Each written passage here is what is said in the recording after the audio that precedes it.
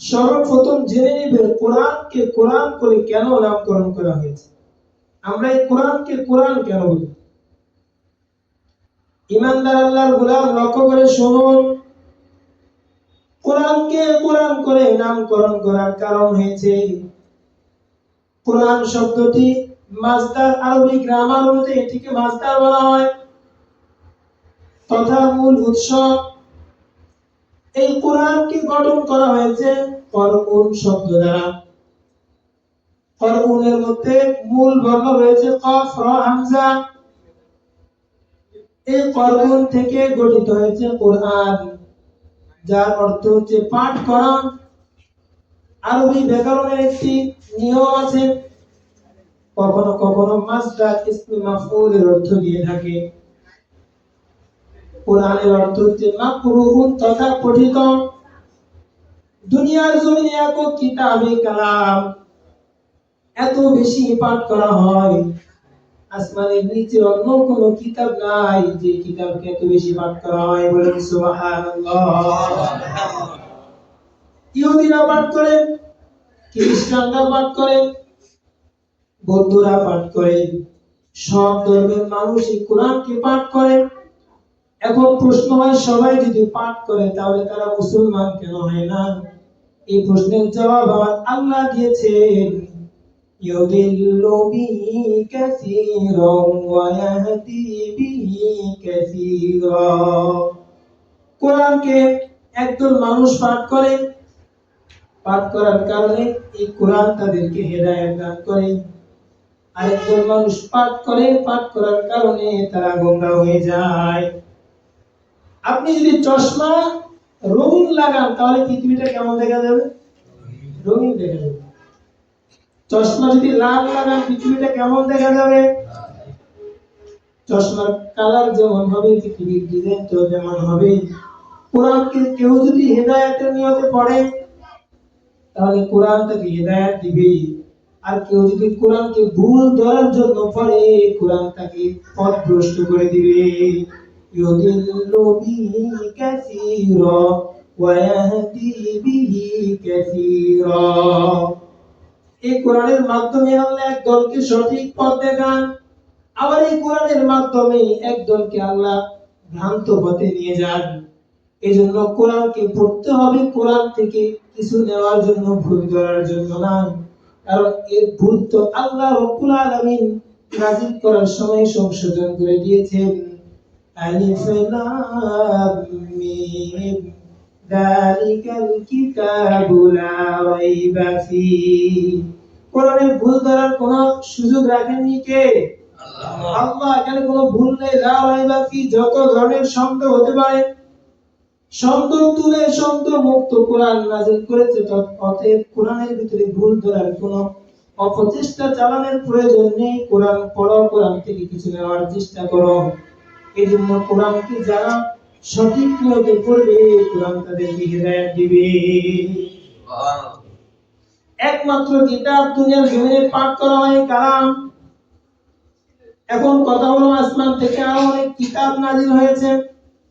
তাওরাত নাযিল হয়েছে, জাবুর নাযিল হয়েছে, ইনজিল নাযিল হয়েছে, কোরআন নাযিল হয়েছে। তাহলে একমাত্র আল্লাহর কিতাব কিভাবে হলো? আল্লাহ রাব্বুল আলামিন জানিয়ে দেন, আসমান থেকে অন্যান্য যে সমস্ত কিতাবগুলো নাযিল হয়েছে এই কিতাবগুলোকে ইহুদি খ্রিস্টানরা পরিবর্তন করে ফেলেছে। আবার আল্লাহ জানান সূরা বাকারা নম্বর 1 পৃষ্ঠা নম্বর 10, আবার আল্লাহ বলেন, আফাতাতমাউনা আইয়ুমিনু লাকুম وقد كان فريق منهم يسمعون كلام الله ثم يحرفونه من بعد ما عقلوه وهم يعلمون। আসমান থেকে অন্যান্য যে সমস্ত কিতাব নাযিল হয়েছে, ইয়াসমাউনা কালাম আল্লাহি, ইহুদি খ্রিস্টানরা নবীদের মুখ থেকে কালামকে শুনতো, সুম্মা ইউহারিফুনাহু, অতঃপর এই কিতাবগুলোকে তারা পরিবর্তন করে ফেলতো। যে সমস্ত স্থান দিয়ে নিজেদের মতের সাথে মিলত না সেগুলোকে পরিবর্তন করে নিজেদের মত সেখানে প্রবেশ করাতো।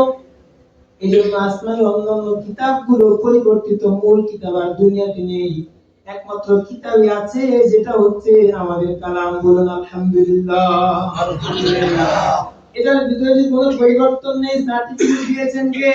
আল্লাহ। আল্লাহ নিজেই দিয়ে দিয়েছেন। সূরা হিজ পারা নম্বর 14 পৃষ্ঠা নম্বর 1 আয়াত নম্বর 9। আমার আল্লাহ জানান, ইন্না নাহনু নাযালনা যিকরা ওয়া ইন্না লাহু লাহাফিজুন। এই কিতাব আমি নাযিল করেছি, এই কিতাবের সংরক্ষণের দায়িত্ব আমি আল্লাহ নিজে নিয়ে নিলাম। এই কালামে জিন্দা কুরআনে হাকিম হিকমতে উলা ইয়াজালাস্তু কাদিম জামিউল ইলম মিফিল কুরআনে হাকিম তাকাসুরাত আন আফওয়াহির রিজালি। সুবহানাল্লাহ। সুবহানাল্লাহ। এই কালাম একমাত্র আল্লাহর পক্ষ থেকে। এই কালাম দুনিয়ার জমিনে সবচেয়ে বেশি পঠিত হয়, এই জন্য কোরআনকে কোরআন করে নামকরণ করা হয়েছে। দ্বিতীয় আরেকটি ব্যাখ্যা হলো, কোন কোন আলেমগণ বলেছেন কোরআন এটি কর্ণন থেকে, যার অর্থ হচ্ছে মিলিত। মাজদার কখনো ইসমে মাফউলের অর্থ দিয়ে থাকে, সেই হিসেবে কোরআন শব্দের অর্থ হচ্ছে মাকরুন তথা মিলিত। আপনারা দেখবেন কোরআনের একটি অক্ষর কিন্তু আরেকটি অক্ষরের সাথে মিলিত। শুধু আলিফ পড়া যায়, পড়া যায়। আপনি পড়েন আলিফ লাম মিম, একসাথে মিলিত প্রত্যেকটা অক্ষর। কুল হুয়াল্লাহু আহাদ, একটা অক্ষর আরেকটা অক্ষরের সাথে মিলিত, একটা শব্দ আরেকটা শব্দের সাথে মিলিত, একটা বাক্য আরেকটা বাক্যের সাথে মিলিত। কোরআনের প্রতিটি অক্ষর, প্রতিটি শব্দ, প্রতিটি বাক্য একটি আরেকটির সাথে মিলিত। এই জন্য কোরআনকে কোরআন করে নামকরণ করা হয়েছে। তাহলে কয়টা কারণ বললাম? দুইটা। একটা হচ্ছে কোরআন মাকরুন থেকে তথা পঠিত, দুনিয়ার জমিনে সবচাইতে বেশি পাঠ করা হয় এই কালামকে, এই জন্য এটাকে কোরআন করে নামকরণ করা হয়েছে।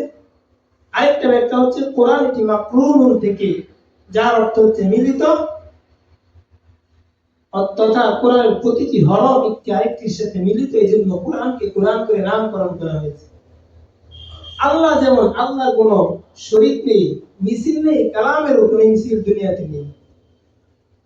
अल्लाह ने कहा अपनी बारे लैसा कमिसली, अल्लाह ने कहा अपनी बारे लैसा कमिसली।